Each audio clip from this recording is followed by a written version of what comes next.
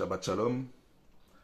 Aujourd'hui, la paracha, c'est Chukat, qui veut dire statut, décret. Au travers de la Torah, Dieu a donné trois typologies de mitzvot. Mishpatim, ce sont des lois qui nous renvoient au rationnel, au terre-à-terre, au relationnel avec son prochain. Ce sont des lois dont on connaît la raison. Par exemple, tu ne voleras point. On va avoir Chedut, ce sont des lois liées au souvenir, des lois commémoratives. Ce sont des lois dont on connaît également la raison. Par exemple, tu observeras le jour du Shabbat. On va avoir Chukim, ce sont des lois plutôt mystérieuses. Ce sont des lois qui sont liées plutôt à l'obéissance, à la soumission à Hachem. On ne discute pas. En clair, ce sont des lois dont Hachem nous demande de les appliquer avec le cœur et de le faire en lui faisant confiance. Donc cette paracha, Chukat, qui est liée à Chukim, a un secret et débute avec la vache rousse par la purification liée au contact avec la mort d'un homme. La cendre devait être versée dans l'eau qui elle-même devait être versée dans un vase, dans un réceptacle. Ce qui permettait à cette eau de devenir de l'eau de purification et de permettre l'expiation. Donc c'est de l'eau de purification pour toute personne qui est entrée en contact avec la mort. Donc premièrement, dans cette paracha, on voit que la vache rousse devait être égorgée en dehors du camp. Deuxièmement, lors du sacrifice de la vache rousse, l'Éternel nous dit que le Kohen ainsi que celui qui a brûlé la vache rousse, sous les yeux du Kohen bien évidemment, et celui qui va déposer la cendre en dehors du camp, seront impurs jusqu'au soir.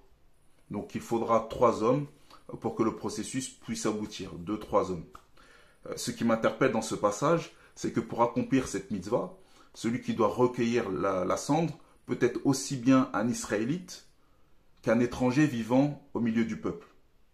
Ce qui marque l'universalité de la purification et qui montre bien que Yehudi, donc juifs, et Goïm et non-juifs, doivent marcher et travailler ensemble pour être purifiés, car tous sommes sujets à la mort. Donc pour moi, il y a une question qui se pose. Il n'y a plus de Mishkan. Puisqu'au moment où ces lois ont été données, c'était au moment où il y avait le Mishkan. Et après le Mishkan, les Bnei Israël sont arrivés en Eretz Israël, sur la terre de Canaan, et via Shlomo, ils ont construit le Beth Amikdash. Et il n'y a plus de Beth Amikdash depuis 2000 ans. Et la disparition, bien évidemment, également de la vache rousse. Donc aujourd'hui, comment les Bnei Israël font-ils pour se purifier du contact avec la mort? Comment les nations font-ils pour se purifier du contact avec la mort? En clair, comment être purifié du contact de la mort? Pour comprendre comment nous devons être purifiés, il faut comprendre comment à l'époque ils faisaient. Comment ils fonctionnaient. Qu'est-ce que Hachem a donné? Donc Hachem, ce qu'il a donné, premièrement, c'est la cendre. La cendre, c'était le résultat de quoi? Du korban ola, lié à la vache rousse.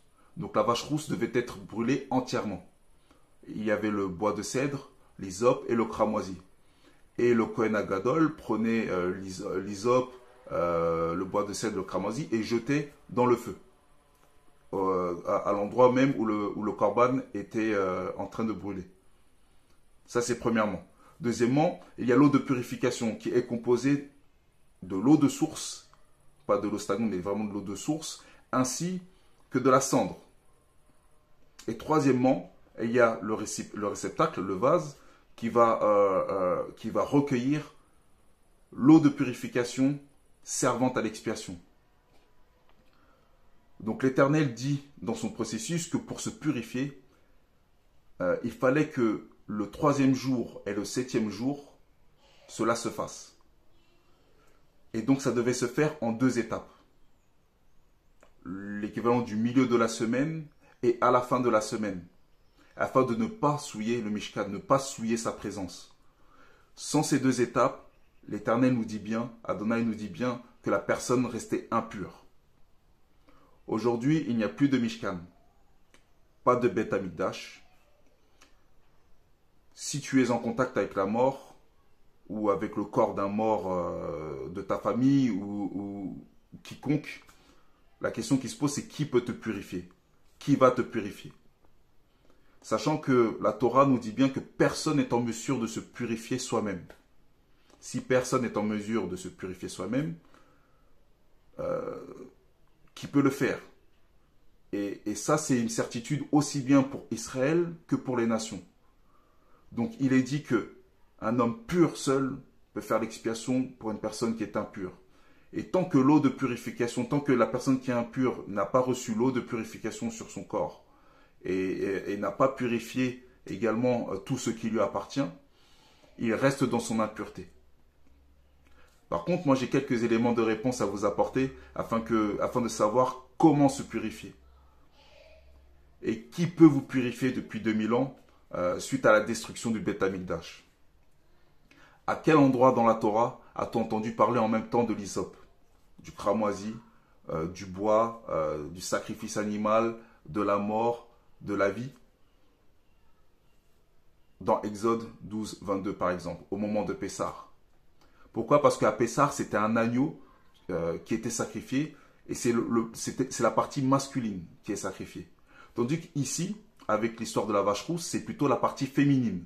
Donc c'est ce qui donne la vie qui passe dans le sacrifice. Et pour moi, ici, on a une vraie illustration parfaite de ce qui s'est passé à Golgotha, au travers du sacrifice de Yeshua. Israël représente le Kohen des nations. Les nations sont représentées par Pilate, avec ses gardes qui met Yeshua à mort en dehors du camp. Et en tant que Kohen Agadol, en étant pur, après la résurrection, Yeshua nous permet de nous purifier de la mort afin de pénétrer dans le Mishkan, dans le Beth Amikdash, dans la présence de Dieu. De la même manière que l'eau de purification était le résultat de l'eau, la cendre qui est elle-même le résultat du feu, donc de deux étapes, deux procédés, de la même manière, Yeshua nous demande de nous immerger dans l'eau, tandis que lui va nous immerger dans le feu de la Ruach HaKodesh, comme le dit Yohanan Amadbil. Donc, en clair, pour être pur, on n'a pas d'autre choix que de se faire purifier par Yeshua Mashiach. Shabbat Shalom.